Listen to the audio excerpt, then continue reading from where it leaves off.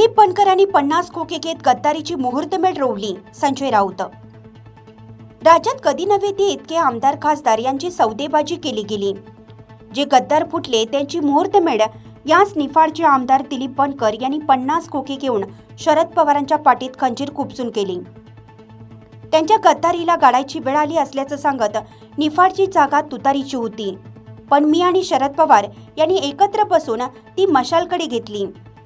हीच मशाल या सौदेबाजीला गाडल्याशिवाय राहणार नाही असा घणाघात शिवसेना नेते संजय राऊत यांनी केला. बनकर यांना कोणतीही दयामया न दाखवता निष्ठेच्या बाजूने ठाम उभे राहण्याचं आव्हानही त्यांनी केलं. आज राज्यात जी सत्तेची लफंगेगिरी सुरू आहे त्याचा पर्दाफाश करण्याची वेळ आली आहे. ज्या छत्रपतींच्या नावाने मत मागणारे त्यांच्याच पुतळ्यात भ्रष्टाचार करतात. महाराजांचा जेथे पुतळा उभा होता ते काम सुमारे 22 कोटीच्या निधीतून झालं, पण दुर्दैव असं की त्यातून सुमारे 21 कोटीवर डल्ला मारला. राऊत यांनी हाताचे प्रकल्प गुजरातमध्ये गेल्यामुळे बेरोजगारीत मोठी वाढ झाली असल्याचं सांगत महाविकास आघाडीची सत्ता आल्यास आम्ही सार्वजनिक प्रश्नांना प्रथम प्राधान्य देणार असल्याचं सांगितलं. अर्धी मुंबई अदानीला विकण्याचा डाव सुरू आहे.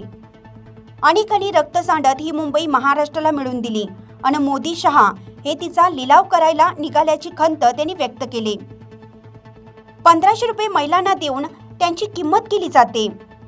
आमचे सरकार आलं तर आम्ही 3000 रुपये देऊ असं त्यांनी सांगत महिलांना राज्यभर मोफत प्रवास देण्यात येईल. आम्ही घोषित केलेल्या जाहीरनाम्यात सगळी वचन पाळली जातील असा विश्वास राऊत यांनी व्यक्त केला. अनिल कदम यांनी आपल्या मनोगतात निफाडकर जनता सज्ज असून जनतेने निवडणूक हातात दिल्याने अनिल कदम यांनी आपल्या मनोगतात निफाडकर जनता सज्ज असून जनतेने निवडणूक हातात घेतल्याचं सांगत यंदाची निवडणूक निष्ठा या शब्दावर असून जनता मला मशाल घेऊन मुंबईला पाठवेल असा विश्वास कदम यांनी व्यक्त केला. JP गावित यांनी आताच्या सरकारची धोरणं ही आदिवासी विरोधी असून निफाडसह जिल्ह्यातील सर्वच मतदारसंघात महाविकास आघाडीच्या उमेदवारांना निवडून देण्याचं आवाहन त्यांनी केलं.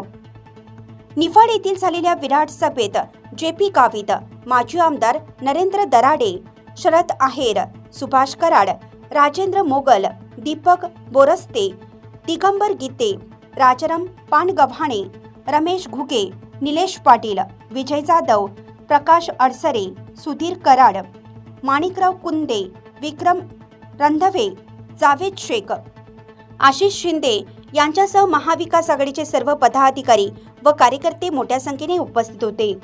लोकमान्य न्यूजसाठी संचालक लक्ष्मीकांत शिंदे, निफाड मतदारसंघ.